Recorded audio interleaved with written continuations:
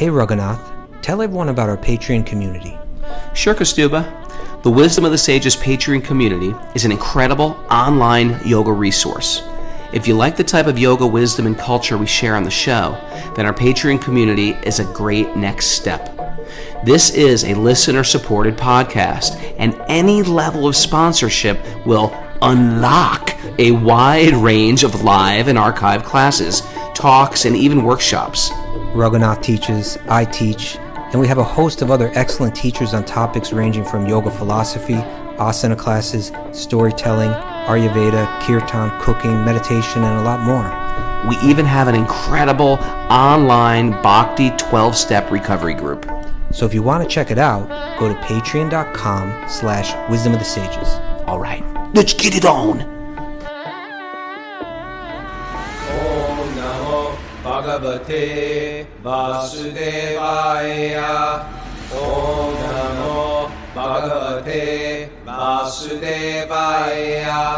Om Namo Bhagavate Vasudevaya.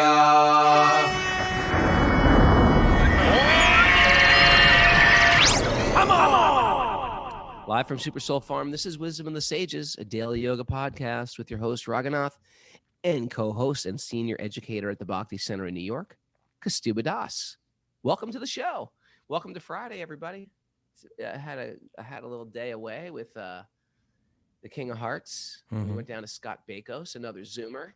Went to Eastern Pass Tattoos, and I got everybody wants to see the work. Tattoo finished on my arm. Everyone wants to see it. Well, you can't tell because it's very, very dark because it's bloody. But if you're on Zoom, you can see a big Lord Ram. Look at that. He's quite expert, and the place is impeccably clean. If you've never been to a tattoo shop, you're probably thinking a guy parking their motorcycle in there, maybe even running the motorcycle. Local gang Where did you get that idea out. from? This place is like a sterile environment. I feel like I'm in an operating room. Anyway, and he's good. He's good. So that was good. How are you? Doing good. Good to be here. Good. I think. Can I read you something my mother wrote me in a card? Yeah, a birthday Thought you'd thing like or it. what? No. It's not a birthday thing, even though it's birthday coming up. All right. I mean, we are in the birthday week, so I thought it might be, week of festivities. Yes. Keep the festivities going. Sometimes she'll just send me some card, and it'll have to do with God because she knows I love God. Okay. She said, I prayed to God for strength, and he gave me difficulty to overcome so I could become strong. Okay. I prayed for wisdom, and he gave me problems to solve. I prayed to God for love, and he gave me needy people to help. My prayers were answered. Okay. Well, Maybe we just got to pray the other way. Well, that's what the idea is. We tend to think we pray the other way. We tend to think I'm spiritual. Now my problems will go away. I'm chanting this mantra. I went to kirtan. I've done everything what's right. Why me? Unfair, God. There's a lot of other people to peck, to chop down. And why you're chopping down at me? And sometimes even with the Maha Mantra, we think, well, I'm chanting this Maha Mantra. Why isn't it giving me peace? Why isn't it giving me? In Bhakti, I looked at this as a Bhakti thing. I appreciated it because I felt like in Bhakti, the Maha Mantra, our Bhakti efforts, in one sense, you do get peace, right? There's that Klesh Agni. It relieves material distress. When you start regulating your life, when you act in a sattvic way, when you get all these horrible, deleterious products of consumption. Hold it. Deleterious? Mara, thumbs up. Is that a word? It's a good word. Fact-checking me? Is she fact-checking me? I never heard that word in my life. What does it mean? I believe it means harmful, right? I mean, that's I can look up Merriam-Webster, but okay. I've been waiting all week to pop out that one. I know, deleterious. Yeah. Okay. But anyway, my point is, once you get all that deleterious consumption away, then all of a sudden you do get relieved from. I mean, if you're addicted to drinking or eating junky food or stuff like that, you get rid of that. It gives you some peace, and then as you get, and then you feel, hey, this stuff works. This spiritual life is good for me. But when we chant the Maha Mantra, it also means bring it on, the universe, because that's part of our spiritual life. It doesn't mean I just want to like hold my breath from the pain of existence. It means I want to grow. Give me what I need to grow. And that's where I thought this sort of like Hallmark type of card sort of prayer came. You pray for strength. Okay, here, deal with this. Once you start feeling that bliss of Krishna consciousness, that is like the sort of gateway drug to God. It's like, this is great, this is great, this is great. Get ready, because you're going to start to grow now. And that's why we're here in the first place. We're not just here to, because life is good. I hate that t-shirt. I'm doing the anti-advertisement for life is good. All right. Life is bad. If you're, if you got a good attitude, if you're not, a war-torn country, if you're not, addicted to this or that, or if you're not being sold or used or abused, But life is actually if we're here just to have some fun, we're gonna be shortchanged. But if we're here to grow, there's so much room to grow in this world. And I feel like that's the Bhakti path. We're here to evolve. We're doing time to learn lessons. And if you don't learn those lessons, you're going to learn them again. And you're going to just stay on this platform of material consciousness. What do you think about that, Kaustubha? I think, thank you, Mama Capo, for that hallmark wisdom there. It's hallmark wisdom, but it's good. Yeah. It is good. And, it is, that's in one sense, like, it's a verse that's like within the past year or so has become one of my favorite Gita verses. You go through different stages, right? And like different verses speak to you in different ways. But in the 18th chapter where Krishna says, if you become conscious of me, you'll pass over all the obstacles of conditioned life by my grace, right? So he never says that, if you kind of have faith in me, I'll remove all the obstacles. But he says, but if you become conscious of me. I'll make it really easy. Huh? What's that? If you worship me, I'll make it real easy for you. Yeah, no, exactly. He never says that. Yeah, he says you'll get my grace and you'll cross over all these things. And so that is kind of what we do, right? Yeah. I'm with you. Okay, cool, Raghu. I'll keep that in mind in the coming week. I like how you brought that right back to the Gita. Well, it's all there, right? All of this folky wisdom, you can find the origins of it there. Well, let's dive into it. We're going to finish our recap, I think, today of the second canto, and then we're going to dive into a whole new world of Canto 3. Yeah. Not today. Next week. Maybe continue with the mantras to unlock. Oh, we're not doing a live show Sunday because Monday's my birthday. I want a family day Monday. You want a family day Sunday? We are going to do an interview for Nam Rasa's podcast. Yeah, so Sunday there's no interview day this week. We're doing questions and answers tomorrow. Questions. Then I haven't announced it yet, but I'm doing for Saskia from Germany for her yoga studio. I'm doing a 6 Pillars of Bhakti, and I'm going to advertise it today. I advertised it one day before, so if you want to do it, it's a 2.5-hour workshop. Very practical and relevant stuff to apply to life.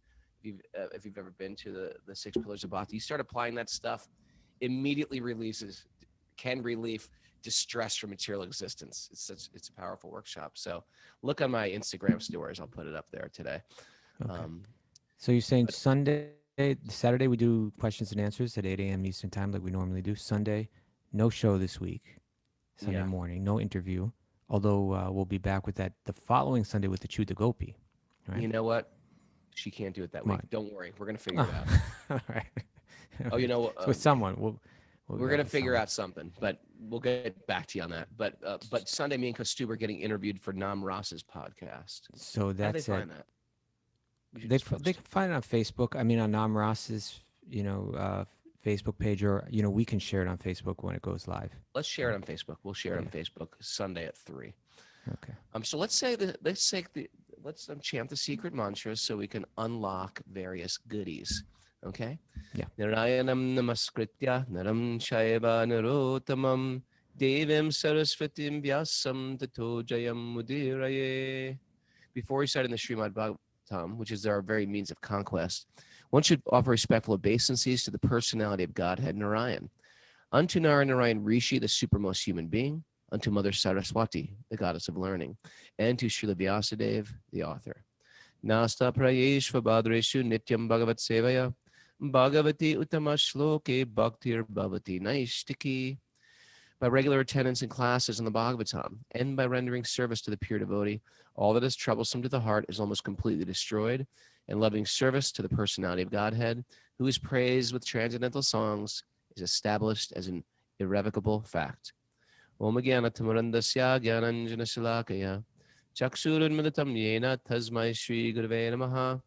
I offer my respectful obeisances to my spiritual masters, who have opened my eyes, which were blinded by the darkness of ignorance, with the ointment of knowledge.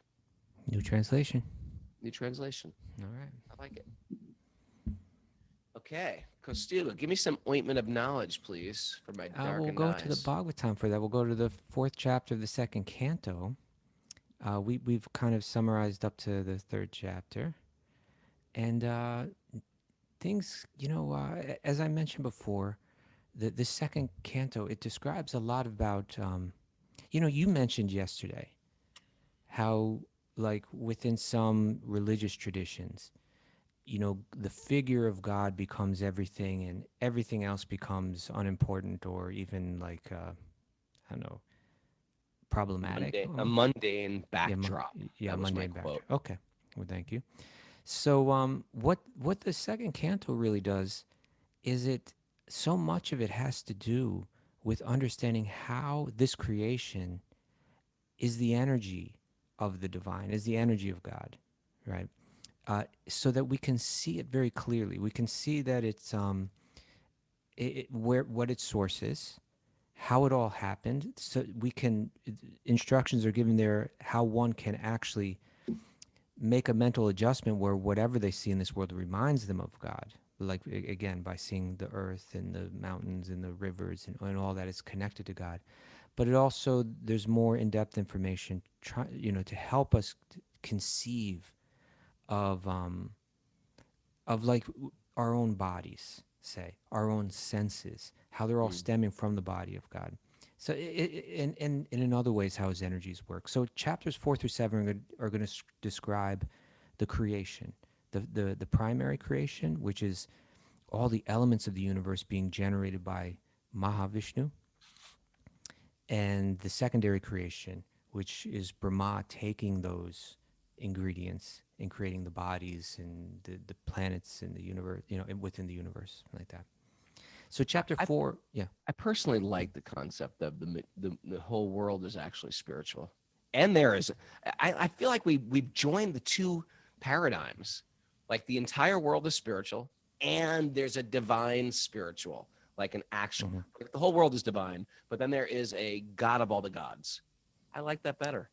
Well, that's kind of where everything wraps up in that Chatushloki, right? In those 4 verses, which would become like not only the highlight of, I would say, this canto, but in one sense, the summary of the entire Bhagavatam in 4 verses, where it says that, what's illusion? Illusion is when you see everything, when you disconnect anything from its source, from its divine source. Now you're misunderstanding things. Yeah, I like that too. Okay. So in chapter 4, Maharaj Pariksit is going to ask Shukadeva Goswami, how does Vishnu create through his energies? How does all that work? And Shukadeva is going to go. It's fascinating because he just asks some questions. Like in if you see texts 5 through 10 in this in this chapter, he's asking these kind of fundamental questions about how creation takes place. And then Shukadeva Goswami spent most of the chapter is Shukadeva Goswami now just saying, okay, he's asked me some real important questions.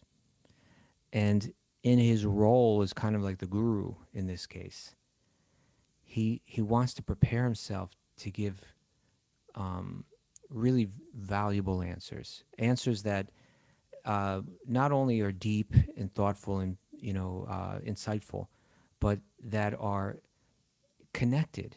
He wants to be connected to that chain of parampara, to that, disciplic succession. He wants to represent. He doesn't want to make up. He wants to represent accurately and purely and deeply.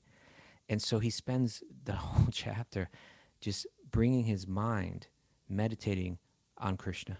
That's how he prepares himself to answer the questions.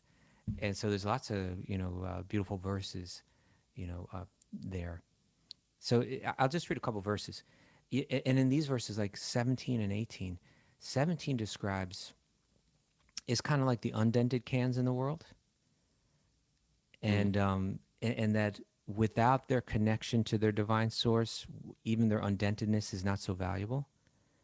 And then 18 is a famous verse that describes all the dented cans of the world, and how when they are connected, their dentedness becomes insignificant.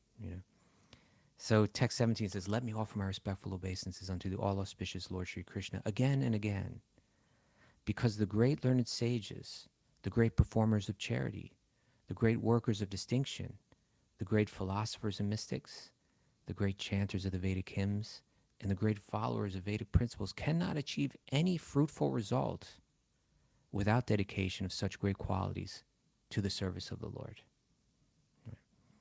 So even all the great qualities and the talents and abilities and whatever, when it's disconnected, it's not of such value, and they're not empowered. But when it's connected, then it's of value.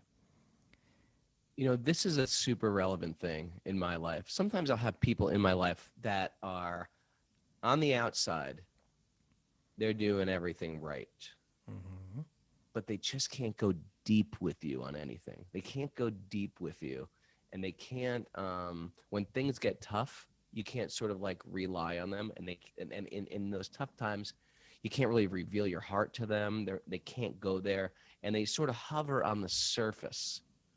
Then I have some devotees or friends that they don't necessarily appear to be zipped up, but they'll be there with you. They'll go there with you. They're rough around the edges. Those people I can really relate to. I like the rough around the edges that are ready to like hold you there and be with you. And I think to me that sort of like that's what that's how these verses speak to me. Like you'll meet people in India, these are like undented cans, or like these yogis who are like, very, very sattvic. But what are they missing here? They cannot achieve any fruitful result without the dedication of such great qualities of bhakti, service to the Lord. And this next one is great. It talks about just like, we're a mess here. We're a bunch of like outcasts. And that's sort of us here. We are outcasts. We grew up doing crazy stuff with crazy habits. And it's even, we don't even know how dented we are, because we don't even have a metric for what is the gold standard of normal. Yeah. Right? Yeah. And sometimes when we start to learn about the culture, we're like, oh my God, I've done it wrong all these years. So it's going to go through and name all these different broken territories. Yeah, it's like all these different communities, and they identify who that, but it says Kirata, Hunat, Andhra, Pulinda, Pulaksha, Abhir, all these different names of these different, I don't know what you would call them, like civilizations or... Yeah, the geographic areas. Like geographic areas where they have there's different cultures, but there's definitely cultures that cultivate sattva and cultures that cultivate tamas. Mm-hmm. And in one sense, we give everybody respect, but there are cultures that are not that good, that do harmful things, or that do tamasic things. Yeah. What I like about Vaishnava philosophy is not we're saying, well, we're all the same. We're all the same. We're not all the same. We're definitely not all the same. We're different, but underneath it all, underneath that behavior, there's a pure spiritual entity. And that can be resurrected in anybody, despite their family, good birth, high birth, low birth, struggling, bad habits, good habits, and we can resurrect that. Right. So I don't think it's like ignoring the differences, but it's saying ultimately, you're not that community anyway. Right. You're a spiritual being. And therefore, you can, by reconnecting with your divine source, all of your shortcomings become insignificant. So it lists all of these different uh, communities of people, and then it goes on, and that let's say are more tamasic.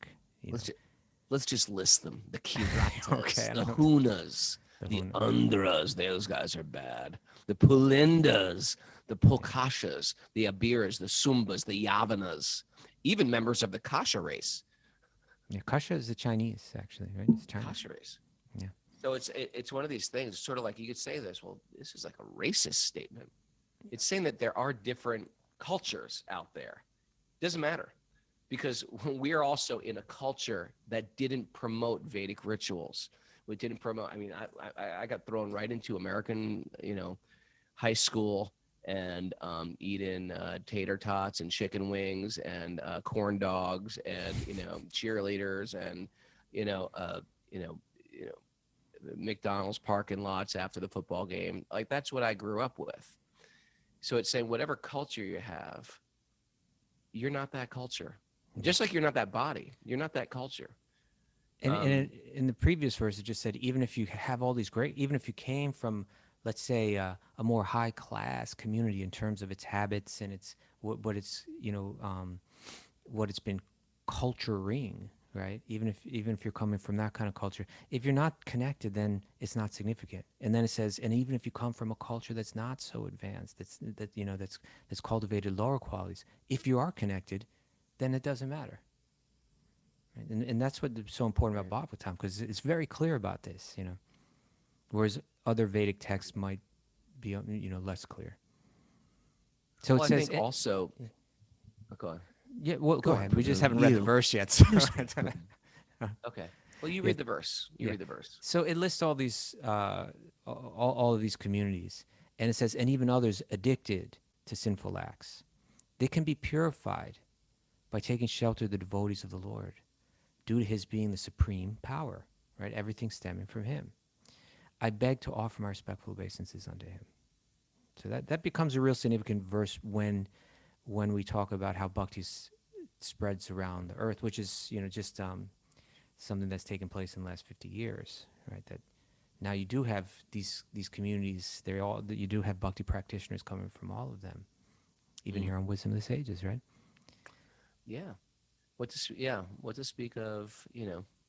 Fallen American cultures. Like some people have this theory, and you'll see this in all religions, but it's definitely there within Hinduism, that if you're not Indian, you can't be a Brahmana, you can't be a guru, you can't be.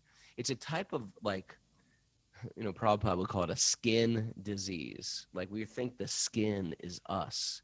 We think we are Indian, and this is a Hindu scripture, and it's not.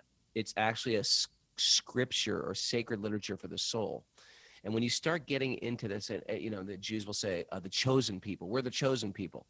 If you want to be the chosen person, you got to choose. You got to choose God. Then you're chosen. It's not like you're born into it. That's like the same old thing of like, yeah, my doctor is a heart surgeon, so bring in the patient. Let me operate on this guy. Well, you're not qualified. You got to become qualified first. Then you can operate. Just because your father's a heart surgeon doesn't make you a heart surgeon. So you could have a very spiritual family, a very spiritually connected family. You could have like a pure devotee as a father, but you also have to opt in to God. You just don't get a pass because you were born into that family or community or that culture. And the converse is true. I've seen many great souls, people transform their lives, peers, just because they came from one community and they said, you know what? I'm going to start to resurrect. I love that word. It's very Christian. I'm going to start to resurrect my spiritual life now. And they change. I mean, we've seen it happen in our own lives. We have. The resurrection of Kaustubha. I'm still trying to resurrect. So in chapter 5, the title is called The Cause of All Causes. And here, basically what happened is this: there's a conversation going on between Brahma and Narada. Right, Brahma, the secondary creator of this universe, and his son, Narada. This is early on in the history of the universe, right? And he'll describe the Virat Rupa again. The universal form, how we can see within this universe. We can conceive of it as being the body of God. And so Narada asks this question. He says, Father, are you the creator of everything? Because as far as I can see, you seem to be. You know, from my perspective, from my angle of vision, you seem to be the ultimate creator of everything.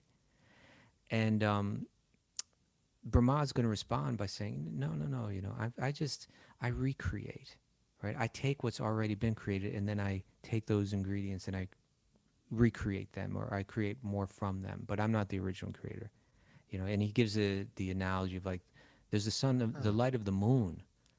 It doesn't exist without the light of the sun, right? You can see the moonlight, but the moonlight is light in there because the sun is providing the light, and the moon is just like kind of doing something further with that light. And so Brahma explains that. Good analogy. Good analogy, right? So then he begins He's a to second-hand god, and we Second must be hand. like third-hand gods. not then. even third. I mean, we come way down the line. Way down the line, right? Well, Brahma's the second-hand god. He takes whatever is creation and he starts creating mango trees, rocks, mountains, rivers. Humans, But he's taking what's already there. aliens. Then we're taking things like wood, clay, stone, building houses, building computers. Yeah. We're just manipulating elements. And generally when we do it, it's tamasic because it leaves a horrible residue behind. Like right? Everything that we create, it's like somehow destroying something. Well, because we create often to exploit, right? Whatever we create is to try. And even I use that word; it sounds like a harsh word, but just to try to take things for ourselves. Just to build a house Yeah. creates like dumpsters of waste that doesn't even belong in the earth any longer. Yeah. Just to build a regular old house. Hmm. You know, you have these wood and this sheetrock, and it's just like the whole house is toxic, actually. Okay.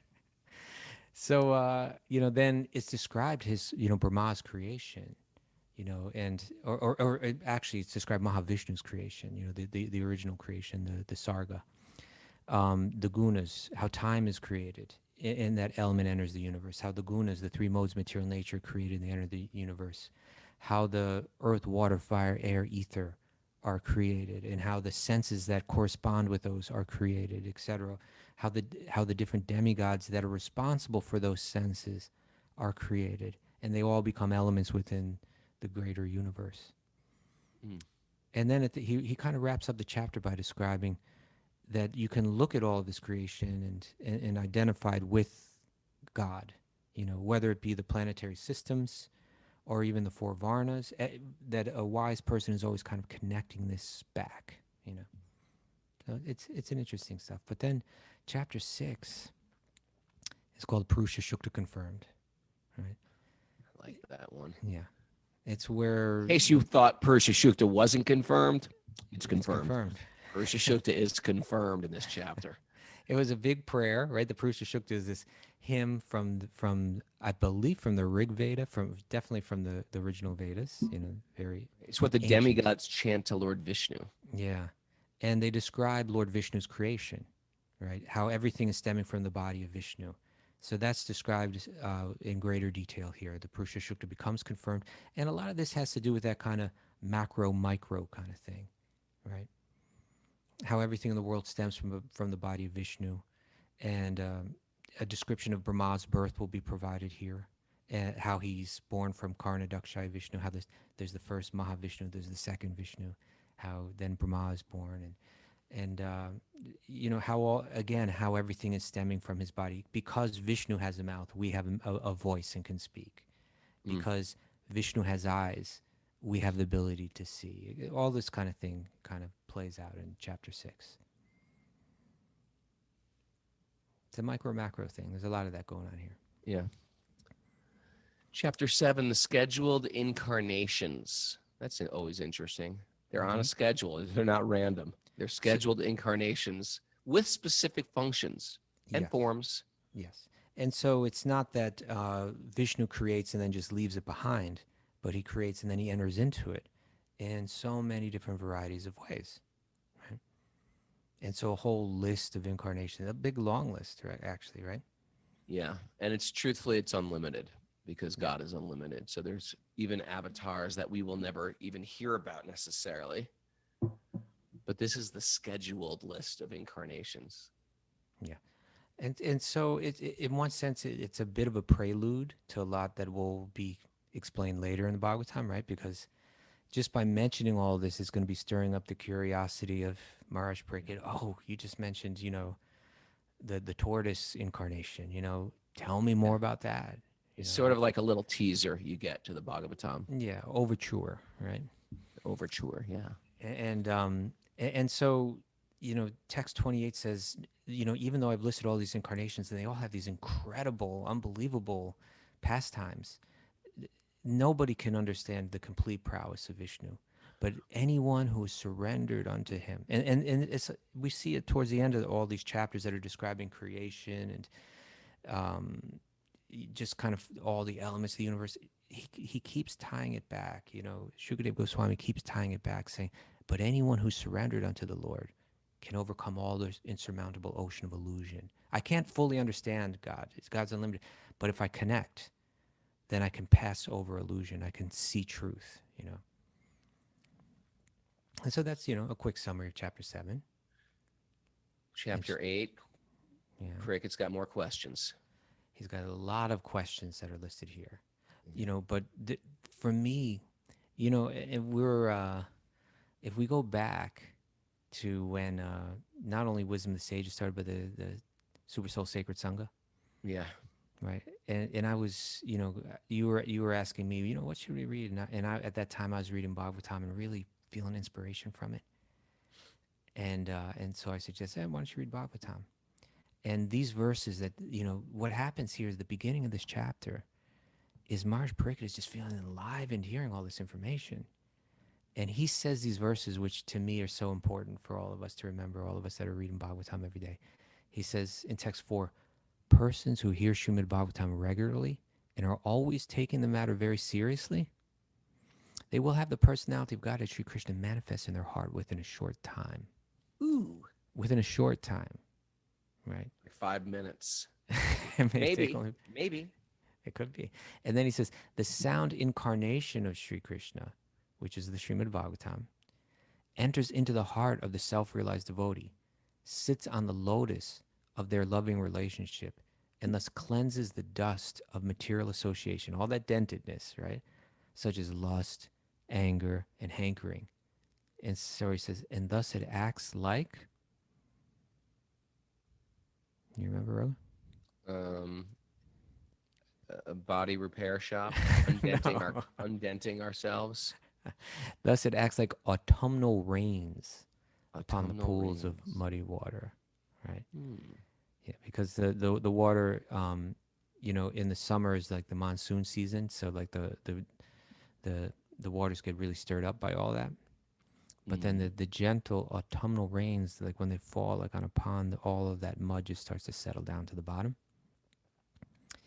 And so similarly, all of our dentedness or all of our material attachments or all of our illusion, when we hear Bhagavatam, it's like that gentle rain, just like bringing it all back down, clarifying, making it nice, pure, clear, lucid again. So there is some peace. You do get some peace. It's Yeah. not, but in order to get the peace, we got to stir up the muck. Right? I don't know if that's exactly what it's saying. But it's saying I'm that... trying to bring it back to the Grandma Terry's birthday. But the idea is that, when you have that pure and lucid mind and your attachments and your hankerings and what did it say? Lust, hankering, anger. When all that is settled, then you're prepared to go through the challenges of life, right? Without becoming rocked by it. You can actually grow from it, right? Which was the point to the hallmark wisdom that we had, right? Yeah. And then he says in text 6, a pure devotee of the Lord whose heart has once been cleansed by the process of bhakti never relinquishes their connection to Krishna, for they're fully satisfied. And how are they satisfied? They're satisfied as a traveler is satisfied at home after a troubled journey, right? After a long troubled journey. This is what Bhagavatam is meant to do for us, even in this life, right? Even in these years that we get that our lower attachments, we let go of them, they kind of settle, and a lucid mind kind of arises out of it. And then we feel like, even if we're going through tough times, we feel like we're at home after a troubled journey. We feel like, okay, I'm reconnected now. That is such a good analogy. Yeah. Right. Going home. I mean, we all experience some little bit of, I'm going home. I'm feeling good. I'm here. The journey is over. Yeah. Especially As trouble you, journey. as you, a troubled journey. Yeah. As you zoom out of that, the idea of like Radha Swami's story, A Journey Home. Yeah. It's such a, it sort of has this feeling of peace. I remember when we were looking for the farm, I think I told you this story once. We were looking for Super Soul Farm to live. For some reason, we could not get a house at this time of our life. And it was very, very frustrating. And we ended up getting a house. And it was a reasonably decent house, but it was on I a main remember that. road.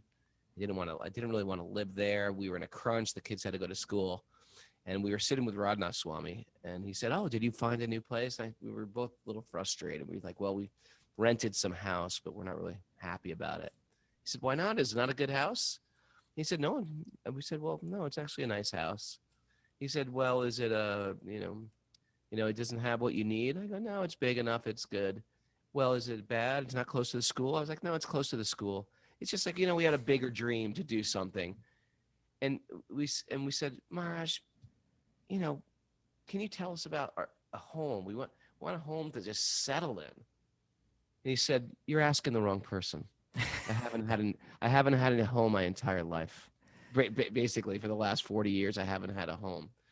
So Yeah. even hearing this story, it makes you really zoom out. That even the comfort that we're getting from the troubled journey when we settle home, understand that's not our home. And so some people are troubled. They feel like, I've been moving. I have no home. What am I doing with my life? Read the Bhagavatam. You're going to get the real comfort of a home. There is temporary comfort from a temporary home. And even if you lived in the house for 20 years, 30 years, 40 years, you can feel like, I got some stability. You don't. You don't have that stability. The stability comes from the Bhagavatam. That's where our real homeness comes from. And if you're struggling in this world, take shelter in the Bhagavatam, and you will feel that temporary feeling of coming home, that temporary feeling, because it starts to melt away the pain of the mind practically immediately. Very quickly, he said, right?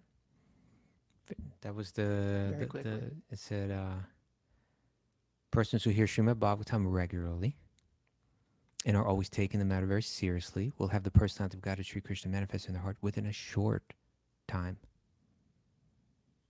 Yeah. All right. Taking So this then- seriously, Mara? Yeah.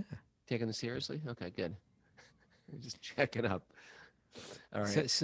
So after those kind of introductory that was just like Maharaj Parikh just feeling it, just like expressing his heart. And then he asked 21 questions, which, are going to be somewhat answered in the second canto and also answered throughout the Bhagavatam. Explain about the Paramatma, explain about God in the heart. Explain about time. Explain about karma. Explain about the cosmology. Explain about like sociology, how human society is meant to be organized. Explain about the elements. Explain how mystics become detached from their bodies. Explain the Vedic literature. He goes on and on, a long list of questions. He's like, and I have then- 7 days to live. I want to know the answers to everything. Yeah, I want to get it all figured out. But and all of these are ultimately connected to the 10th canto, right? So that when we get to the 10th canto and we hear about this sweet baby Krishna running around causing trouble, mischief, running around with the girls, running around with his friends, running around with the cows, so that so that we won't misunderstand. Oh, these are cute folk stories, but we understand. No. Sure. There's a very esoteric side to this. That's the esoteric side. And we're hearing now about, he is actually all of this detailed information about time, about karma, about the gunas, about the cosmology. It's all stemming from him so that we can understand it all properly. And then chapter 9 is entitled Answers by citing the Lord's version. Yes. It's one of those incomplete sentence. The Lord's version of what? Just No, the Lord's it's his- version. It's his version. It's his version. Answers by citing the Lord's version. Yeah. Does it make you want to ask of what? Well, There's of all no- the questions, of his version of like the universe, basically. You could say. Answers by citing the Lord's version Yeah. of the questions. Right, And- Mara? Does that make sense? Is missing a subject or a? I'm not good with No, there's the version. the version. Yeah. Of. Okay, go on. Brahma's penance. Like it's like saying by his perspective. By You his don't have to say his perspective. perspective of what, it's his version. I think it's just another way of saying perspective Okay, or his okay. presentation, right? Okay. So here we hear about, this is a really fascinating and incredible chapter because first we hear about like those first moments of the universe, right? The creator is created. He appears on his, Brahma appears on the lotus and he's searching out his source. First thing he does, right? Where is this all coming from? Who am I connected to? What is my source? That's a basic philosophical, fundamental truth that a human being is meant to come to. Right? Who am I? Yeah. Why am I here? Yeah. What am I supposed to do with my life? Yeah. Where did I come from? Right. Yeah. So he goes down the stem of the lotus. He doesn't find anything. He comes back up, and he hears 2 syllables. That's your cue, Raghu. Jai Radhe. No, first of all, that's more than 2. Om Tat. No, he Or, hears tapa. Right? Tapa. Yeah, perform austerity, and he takes that instruction to heart. He sits down on that lotus. He begins, this is a yoga right here, right? He begins to meditate. He goes deep, into this practice. And after a very long time, he's patient too. After a very long time, he has a vision. And in that vision, he sees the spiritual world, right? He's in a dark world. The sun hasn't been created yet, right? Right? So he's sitting there in a dark world, trying to reconnect with his divine source. He goes into meditation, and he actually receives the mantra in that meditation, right? And he meditates deeply on that mantra, which is the Krishna mantra, and through that mantra, he has a vision of the spiritual world and the vision of Lord Vishnu. And he asks questions of Lord Vishnu, right? And the response to those questions will be the Chatushloki, the 4 verses that summarize the entire Bhagavatam. And we could just summarize them quickly in those 4 verses. The first one, Everything stems from God and is, in one sense, non-different from God. God is the source. God is the root of everything. okay, that's the first thing we got to understand, right? Sambandha Jnana, understand these first 2 verses. But Number the 2, second one is so crucial, right? therefore, the perception of anything or anyone as disconnected from that root, that's an illusion. Right. Yeah, that is the So state of illusion. everybody is connected. Yeah. And it's when I see them separately from divinity, that's when there's a problem. That's when Maya comes into the Right. picture. Like, is my body an illusion? No, it exists, right? But when I see my body as when I disconnect, when I see my body, hey, this is me, and the purpose of life is to satisfy this body, and I completely disconnect it from its source, from what it came from and what it's meant for. That's illusion, and that's where the suffering happens. Whereas if I see, oh, this is my body, where did it come from? Oh, well, Bhagavatam's telling us where it came from. My eyes come from the eyes of Lord Vishnu. My voice comes from the voice of Lord Vishnu. And what is its purpose?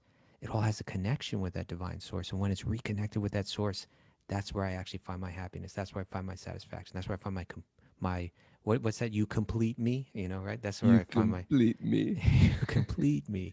That's where I find my. Is that your birthday completion. card to me? You complete me, Raghu. I always would say this something similar in a yoga class. Sometimes when you're working out, you ever go to a gym and you're looking in the mirror and looking at your body and you're curling. I or don't do something that, Like that. actually. You don't do that. You don't do that because I don't go to you the gym. curl in the mirror.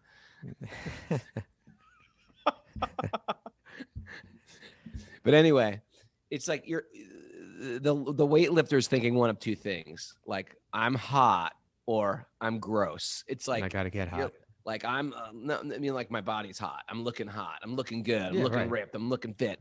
Or I'm a mess. What am I doing? I got to work out more, right? That is whereas if you come out of a good yoga class, even though you feel strong, etc., you feel like I'm spirit. Like a good yoga teacher, when you walk out of that class, they'll make you feel like I'm a spiritual being, right? Whereas I'm hot or I'm gross, those are two different sides of the same material coin, Yes. which is I am a body. Mhm. I'm repulsed by my body, or I am my great hot body. And they're both a type of illusion.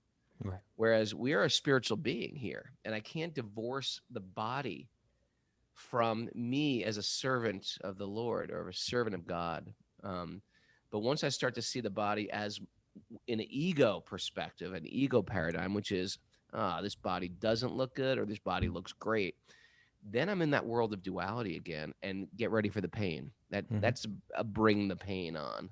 Right. Right. Okay.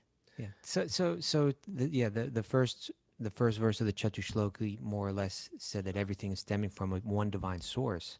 The second verse is saying, when you see everything in connection with that source, you're seeing reality. But if you see it as disconnected, you're an illusion, and that's the key, right? That's the key factor. Okay. And then the third verse, what does it explain? God permeates the entire material creation and still exists outside of it in his charming personal form. That's right. So that's a mind-blowing philosophical conception. Is this universe, is it God? Or is there no God that creates it? Does it have no source? Is it just a random thing? You know, here's the clarity that's provided, that it's all stemming from a source, and that God permeates this. God is everywhere. He's permeated every atom in the form of the Paramatma. But he's also beyond that too, right? So this verse kind of alludes to that, all that esoteric side of bhakti that we'll hear about in the 10th canto. Number 4, human life is meant for searching out and reconnecting with that divine person. That's why we're here. You got a question why we're here? That's why we're here. Human life, let's memorize this. Human life is meant for searching out and reconnecting with that divine being. Yeah. So these are the 4 key shlokas of the entire Bhagavatam. Right. And then after that, Krishna disappears, or Vishnu disappears, right? Yeah. But then Lord Brahma, he's like a disciple of a guru. He's got his mission. He's got his work to do. And so then Brahma starts to recreate the universe, creating all the different varieties of living entities. And then Naradaji desires to know about all those energies of Vishnu. And so he inquires more about Krishna. And that's where the 10 topics of the Bhagavatam get brought up, right? Oh, yeah. And so that leads us into the next chapter. Yeah, and the final chapter, pretty much. Chapter 10? Is the 10th chapter. We're done with this now. We can start the 3rd on Monday. Well, no. Then the 10th chapter comes. We still have to summarize the 10th chapter. No. I'm saying we're doing the 10th right now. Yeah. Right. And so that is the 10. Yeah. Or the name of the 10. The Bhagavatam is the answer to all questions. That's right. Every question you have, the Bhagavatam's got an answer for it. How do fax machines work? It's all got an answer for it. It's all there. So the 10 subjects are listed. Do you remember them? I don't. Do you think we could do it together? No. I think I can't remember them. I can't remember them.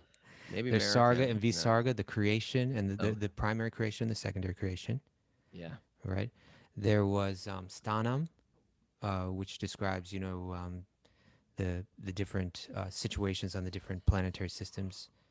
There's Uti, I believe, which meant the desire for fruitive activity. There was there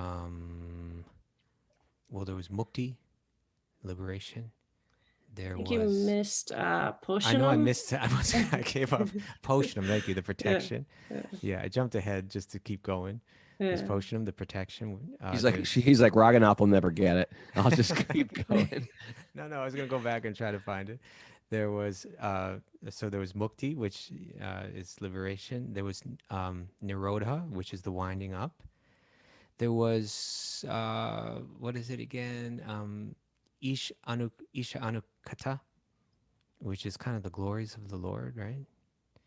And there was Manvantara, the descriptions of the different Manus. And there's Ashaya, the description of Krishna. Is that all of them? Did I miss any? I think you got them all. I think I got, yeah. Yeah. All right. Raghu, you and I are going to work on that, okay? You know what? I want to learn them. I'm going to learn them. It'll be a Okay. Makeover Monday thing. I can do that. I'm good at memorizing. You can do it. So we hear all those 10 different topics of the Bhagavatam are listed. And again, the first and second levels of creation are described, how our bodies are made, the creation, the maintenance, and the destruction of the universe are all described. All this is kind of laid out there again in summary. And then, at the end of that chapter, Parikshit turns to Shukadeva Goswami and says, "Tell me about Vidura." Tell me about Vidura. Yeah. Tell me That's about when it gets Vidura. real sweet, because Vidura's the sweetest. Vidura is so sweet, and he's going to have so many great questions, and so much of the Bhagavatam. The next two cantos are going to be Vidura's questions to, especially a bit to Uddhava, which is some really great, fascinating stuff, and then to Maitreya. You know, I so appreciate, I had to drive home yesterday, about 3.5 hours or so from Philly. And I just so appreciate the Bhagavatam because I just listened to lectures on YouTube the entire ride home. Who were you listening to? I was listening to our friend Chaitanya Charan for a bunch. She was like diving into the Mahabharata. I was listening to some audio books. He just wrote a new book on Ramayana, by the way. Oh, really? Yeah. You should get on Audible. But anyway, it's just like, it's unlimited stuff you can just put in your head. There's no more dead time or wasted time. We're just reconnected all, right? It's just reconnected. Yeah. You never bored ever again. And you feel nice. You feel like light and high during the whole time. Can you share me one point that you got from Chaitanya Charan in your... Or is it just that in the moment it was keeping you connected? In the moment, it was keeping me awake, keep me connected. I can't think right now. I'm unprepared. Okay, A lot of good problem. Mahabharata sweet stuff. But that's it. I'm ready to dive into chapter 3 on Monday morning on my birthday. Monday's my birthday. Tomorrow I'd like to tell everybody. Tomorrow's Q&A day, 8 o'clock. See you here. Tell your friends. It's a good day to tell your friends because it's a Q&A day. People can relate to that. Newbies, people you have. Everybody's got a friend sitting on the edge. Like, they'd probably like the Bhagavatam. I think it's an easy in day. Don't you think? I think it is, yeah. I think it is. If you want to write a question in, just write wisdomofthesages108@gmail.com, and we will happily answer your question with whatever information we have stored in our head. We don't know the answer to it, we'll ask somebody, but write into wisdomofthesages108@gmail.com.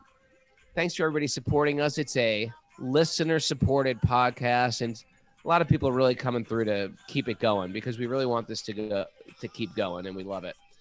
Thanks, everybody. Also, Jiva Life Coaching is teaching a gentle class for our Patreon community today at 6:30. And at 6:30, I'm teaching a kick your butt class with some Bhagavad Gita and pranayam. That's also at 6:30, but that's through supersoulyoga.com. Come hang with me. Thanks for everybody for joining us. Let us sing together.